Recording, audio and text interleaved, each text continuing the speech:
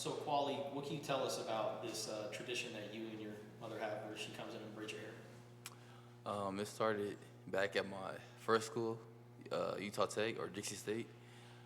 She just come up to every home game and she come braid my hair because she's the only person that I know like that could braid my hair, and I just very grateful that she drives to every of my home games everywhere I went to come braid my hair.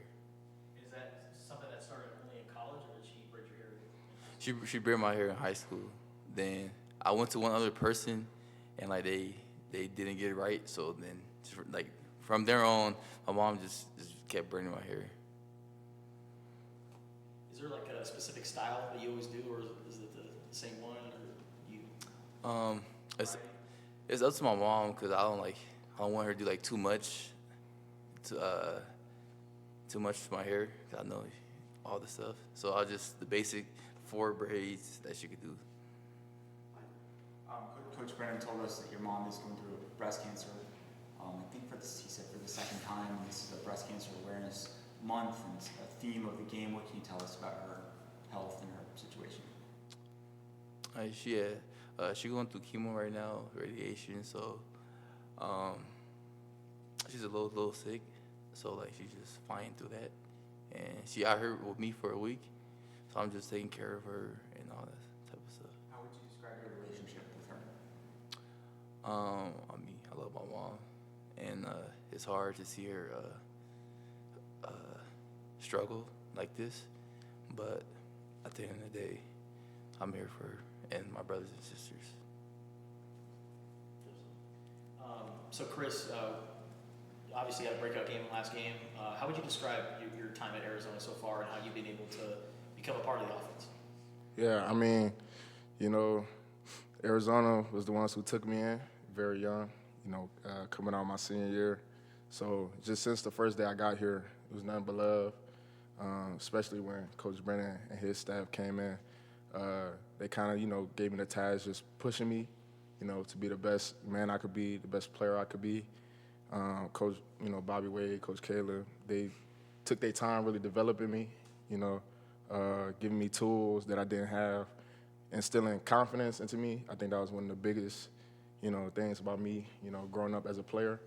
So, coming into this offense, this scheme, just the confidence they put into me and the trust that they put into me helped me develop, try to continue to develop my game. Obviously, they trust me to put me in, play me more. So, just that confidence, that trust. And then tell us about, you grew up in New Orleans. Yeah. Went to Duke High School. Tell us about life growing up there. New Orleans, down in the South, you'll have a lot of love, Southern hospitality, a lot of people rooting for you back home. Going to Newman, I went there 5th grade, just to get into, a good environment, good academics, good athletics. And then growing up there, I had a great support system. My mom and dad, my sisters, my brother, they always pushed me in any way possible. And, New Orleans is very diverse, very culturally diverse. A lot of good food, a lot of good people. So, like, Newman, it was just like, it wasn't the easiest transition into that school, but it was like, the perfect environment for me to be in, being in New Orleans. So that was pretty cool. Chris, do you play CFP 25? I did when it first came out, not as much no more, just busy schedule. I guess I understand that the play you scored on is one that works a lot in that game. I seen our playbook, I seen the play in that game. I ran it a few times, you put yourself in the game. So I've ran it a few times in the game, I will say that. But that just in general, just being able to score that touchdown, like describe the experience of your first college team. It's something you dream of, since you're a little kid, being in that moment, in that scenario. So, Quali, he gave me a great block on that play. And once I got in the end zone, it's just like a big sigh of relief, like finally. I feel like I truly arrived in that moment, just for me personally. And, it kind of gives you chills. You hear the crowd pop. It's a great feeling, Chris, you were teammates with Arch Manning? Yeah. Is that right? What kind of a guy is he? He was a cool, real, super down-to-earth dude, one of the coolest people you'll ever meet. You know, super humble, super chill. You know, his dad too. They helped me along the way. You know, just cool people to be around. Sure. What kind of a ball player? Competitor. You know, he always competing day in, day out. I mean, if you were to ask him, he probably would have said he was faster than me. I mean, we proved it in races and stuff, but, just like competitor, and that's all you want to be around, competitors. So when you transitioned to Newman, you said it was kind of a difficult transition for you. What was so difficult about it? I went from a public elementary school, Alice Hart, and I then went into Newman, which was a private school. And so, just coming from a public environment to a private environment, just like being accustomed to, you have a little more freedom, I'd say, in the sense that I had free periods. I never had that before in school.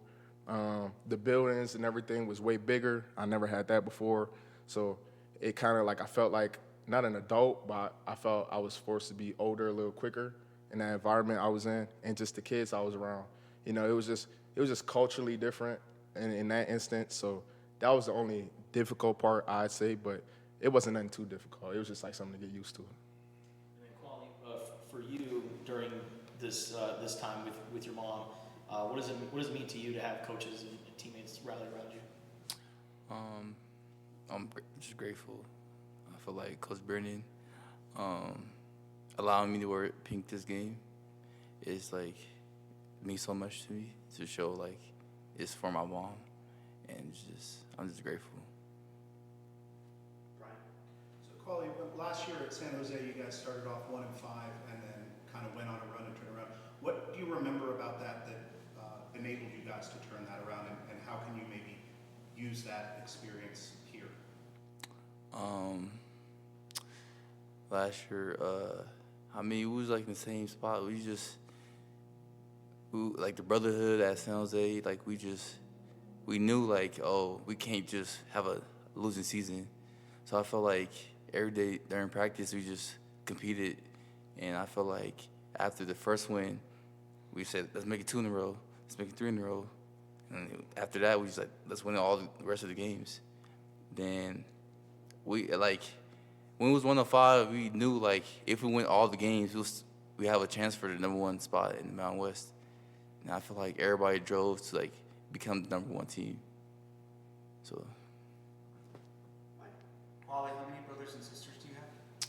I got 2 brothers and 2 sisters and 3 brothers.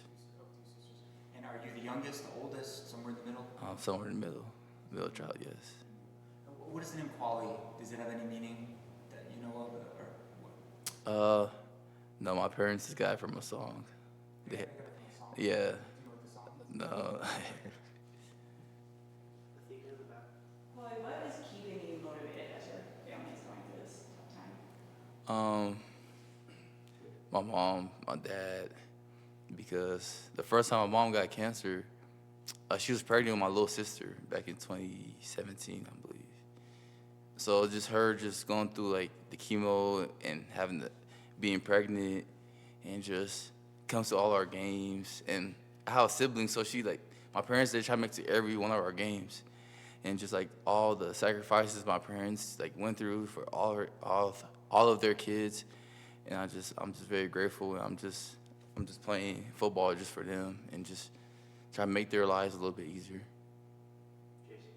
Well, Coach Atkins mentioned you as being dependable. No matter what happens, he knows what he's getting when he puts you on the field. Why is that important to you? It's important to me because being a running back, you see now in the NFL, they don't care about running backs. So being dependable is staying on the field all 3 downs, and bring more to the table than just running the ball. It's also blocking and making sure you're doing the right stuff at the right time. Chris, so you went from kind of being the guy to then being a practice player and working your way up. What did you learn about yourself as a player during that time? Really, I took when I was on the scout team, my freshman and my sophomore year, I took that as, I'm going against the one defense. You know what I mean? I was able to try to really hone my craft, work on my skills, target figure out what my weaknesses were as a receiver and really use that time to work on that. I mean, I was competing every day in scout. I mean, I was treating it like I was, in the game, like really going. So I didn't take those reps or nothing for granted, and I feel like that I kind of still continue that to this day. So those times really allowed me to like work on my craft. I'm going against the one corners, and if you see our corners, 6'4", 4'3" runner guys, like legit. So using that time like really helped me as a receiver to hone my skills. I was asking who were the DBs who really helped you? Oh, I mean, Takario Davis, the guy we got now. I mean, he a monster. You see him. I used to try to compete against him every day. It helped that he was my roommate. So after practice, we would go home. He'd give me pointers here and there.